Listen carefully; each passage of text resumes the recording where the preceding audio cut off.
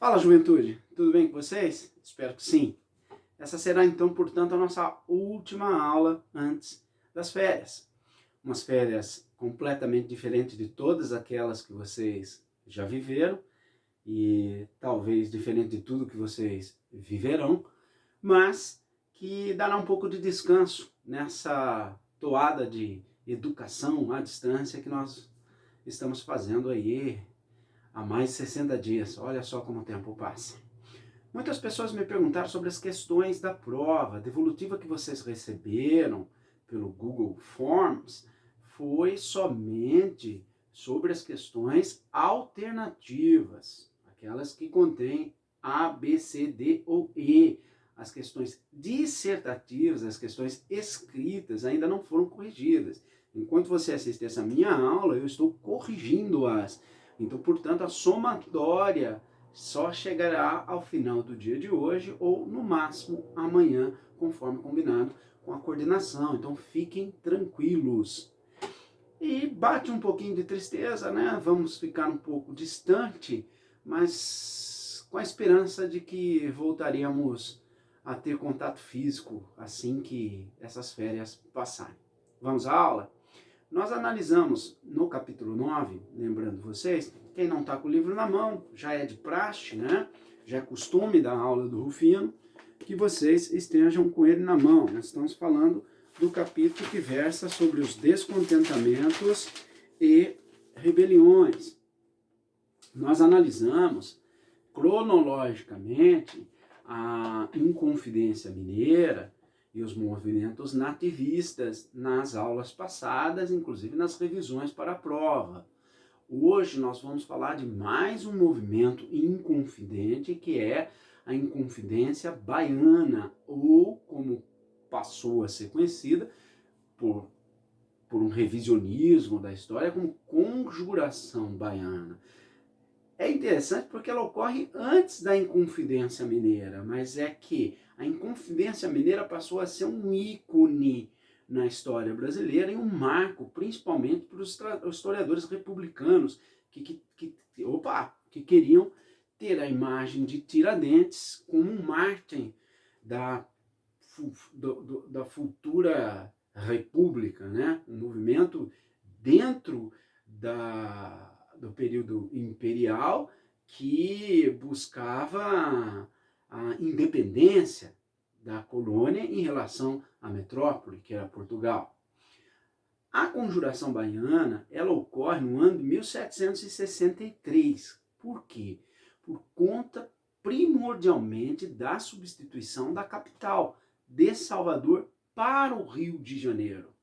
Olha só, grave isso então. Substituição da capital de Salvador para o Rio de Janeiro. O ano é 1763. E diferente da Inconfidência Mineira, ela sim vai ter um caráter populista. Ela vai envolver o povo. Por quê? Porque um de seus líderes, que era médico e poeta, fez esse papel de divulgação das ideias iluministas, Rufino, exatamente, iluministas que queriam a independência, tá? A proclamação da independência de Portugal, olha só, mas uma coisa que a Inconfidência Mineira não deixava muito claro, só alguns de seus membros, o fim da escravidão, e esse é um ponto fundamental da aula de hoje. Então ela tem um apelo popular, mas não só por isso. O Cipriano Barata, esse que eu disse que era poeta e médico, junto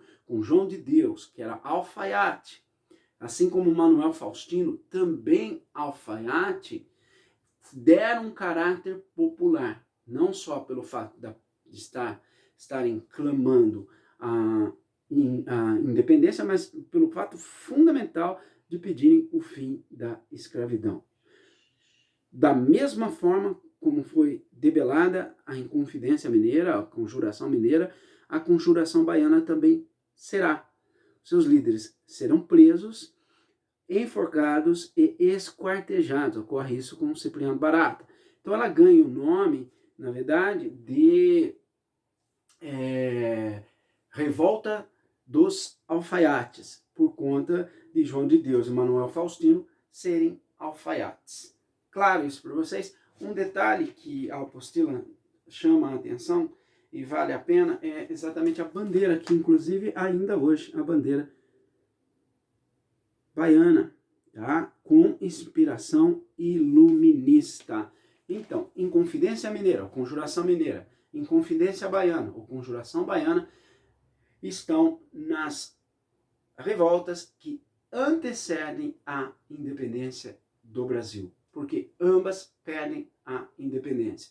Diferença das duas: uma é elitista, no caso da mineira, a outra é popular e pede, portanto, o fim da escravidão.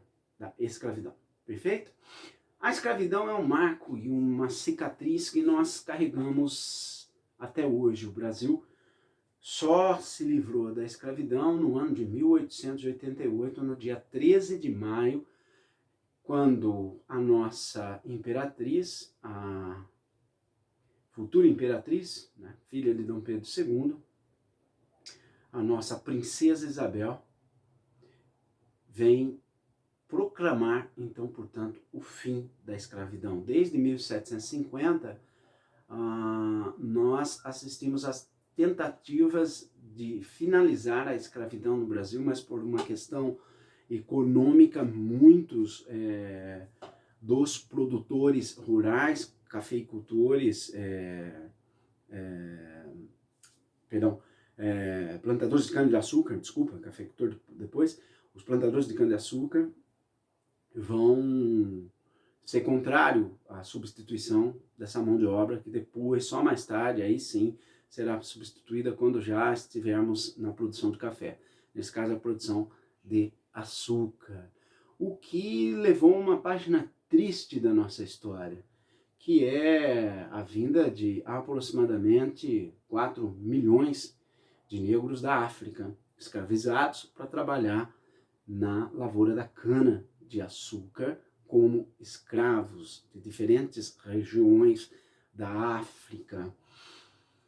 Esses escravos, muitos deles não aceitando a condição de escravidão, se rebelaram. Um marco que passou a ser um marco recente, não na história, na época, foi exatamente o Quilombo de Palmares, com sua liderança, Zumbi dos Palmares. O Zumbi aqui na apostila, ele é representado por essa estátua, de maneira sábia, porque ninguém sabe quem foi Zumbi.